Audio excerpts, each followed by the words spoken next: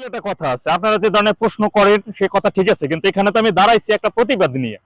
বিষয়টা আপনি একটা জিনিস, শুধু একটা জিনিস চিন্তা করেন যে মানুষ তো আপনারা নাকি, মানুষের মনসত্ব বোধ, মানুষের একটা রক্ত, এটা তো আছে শরীরের ভিতর নাকি, মানে পশু পাখির তো রক্ত নাই। এখানে চিন্তা করেন আজকে 20টা দিন ধরে ট্রাকে আপনারা উঠছেন, ঘুরছেন, খাইছেন, হাঁকছেন, মানে ইচ্ছা মতো করে ট্রাক ব্যবহার করছেন। গতকালকে করছেন কি, ট্রাকটা উল্টে ধরে ফালাই দিয়েছেন কেন? মাহিয়াপা কি আমার নেত্রী, আমার প্রিয় নেত্রী, আমার একান্ত আস্থাভাজন নেত্রী, তাকে আমি অত্যন্ত ভাবে পছন্দ করি। সে মাহিয়াপা কি এতই খারাপ মানুষ যে তাকে মাত্র 9,009টা ভোট দেন, 17টা কেন্দ্রে একটা ভোটও পায় না, নাকি 13টা কেন্দ্রে একটাও পায় না? একটা ফাইজলামি শুরু করে দিয়েছে নাকি? মানুষের একটা বিবেক। আজকে দেখেন যে পুরো 20টা দিন ধরে গ্রামের এমন কোন অলি গলি নাই যে সে অলি গলিতে সে হাঁটে নাই।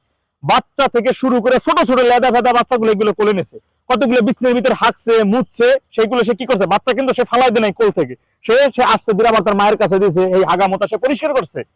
চিন্তা করেন যে ওই যে একটা কথা আছে না, যে মার থেকে মাসির দরদ বেশি হলে তাকে বলা হয় রাক্ষস, সেই কথা কিন্তু মিথ্যা প্রমাণ করে দিয়েছে মাইয়াপা। অন্যের বাচ্চা কোলে নিয়ে তাকে মাতৃত্বের স্বাদ দিছে। মায়ের যে একটা মানে যে একটা ভালোবাসা সন্তানের প্রতি, সেই ভালোবাসাটা কিন্তু মাহিয়াপা দেখাই দিছে। আজকে 20টা দিন ধরে আপনারা জানেন যে সে একটা চলচ্চিত্রের নায়িকা, সে ঘরে ছিল, এসির মধ্যে সে ঘুমাইতো, তার জীবনযাপন একটা অন্যরকম ভাবে চলতো, ঠিক আছে, সে কুইন। এইখানে প্রায় লোকে আমি বারবারই শুনি ডাক্তার মুরাদ মাহি, ডাক্তার মুরাদ।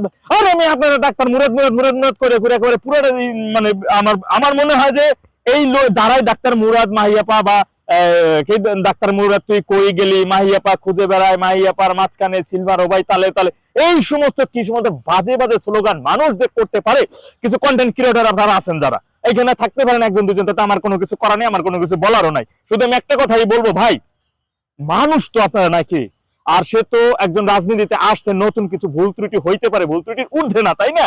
আজকে দেখেন যে মাতৃত্বের স্বাদ দেওয়া, যে কথাটা আমি বলতেছিলাম, মাতৃত্বের যে স্বাদ দেওয়া বাচ্চাদের, সে কোলে নিছে, সে বাচ্চা যখন হাইগা মুইতে দিয়েছে, আবার আস্তে ধীরে কিন্তু তার মায়ের কাছে সে দিয়ে দিয়েছে, এবং সেইগুলো সুন্দরভাবে টিস্যু দিয়ে পরিষ্কার পর্যন্ত করছে। সে গ্রাম দিয়ে ঘুরছে, ঘুরে ঘুরে কি বলছে যে নারীদের ঘরে বসে মাসে 10-12 লক্ষ টাকা বা লক্ষ লক্ষ টাকা ইনকাম করতে হলে তাকে ঘরের বাইরে যেতে হবে না, ঘরের ভিতর বসে সে গ্রামের মহিলারা, যে গ্রামের যে সুন্দর সুন্দরী বা আপুরা যারা আছেন, তারা ঘরের ভিতরে বসে লাখ লাখ টাকা ইনকাম করতে পারবে অনলাইনের মাধ্যমে বা বিভিন্ন মাধ্যমে, ভিডিও কলে, এই মতে যাই হোক, সেটা সে করতে পারবে। সেই জিনিসটা সে শিখাই দেবে, এটা কিন্তু সে বলছিল।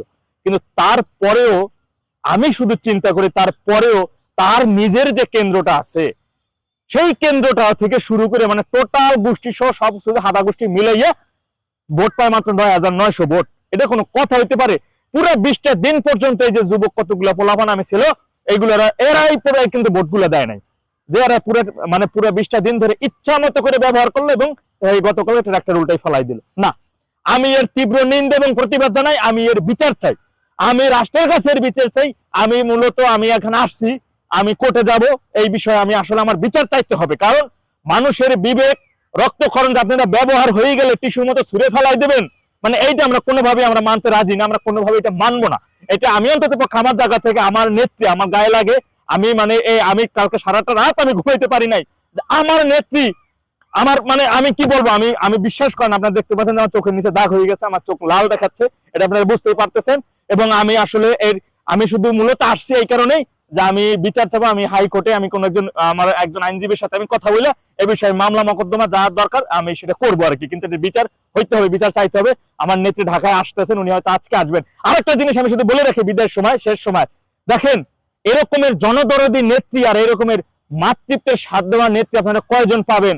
আজকে সে হাইরে গেছে, কত প্রার্থী আছে হাইরে যাওয়ার পরে ঘর থেকে বের হয় না, মানুষের সাথে সাক্ষাৎ দেয় না। সে আজকে কি করছে জানেন? সকালবেলা সে যখন হাইরে গেছে, মানুষের সাধারণ মানুষজন ডাইকে সে বলতেছে যে আমি হেরে গেছি, তাতে আমার দুঃখ নাই, কিন্তু আমার আফসোস আমি আপনাদের জন্য সহযোগিতা করতে পারলাম না, আমি গরিব মানুষের সাহায্য করতে পারতেছি না, এই জন্য সে কষ্ট পাইতেছে। চিন্তা করেন, সে এমপি হলে এই গরিব মানুষ দেশে সাহায্য করতো, কিন্তু এমপি হইতে পারে না, এখন সাহায্য করতে পারবে না। এর কত বড় মনের একজন নেত্রী হলে এই ধরনের কথা বলতে পারে, কত বড় মনের একজন মানুষ হলে এই ধরনের কথা বলতে পারে ভাই।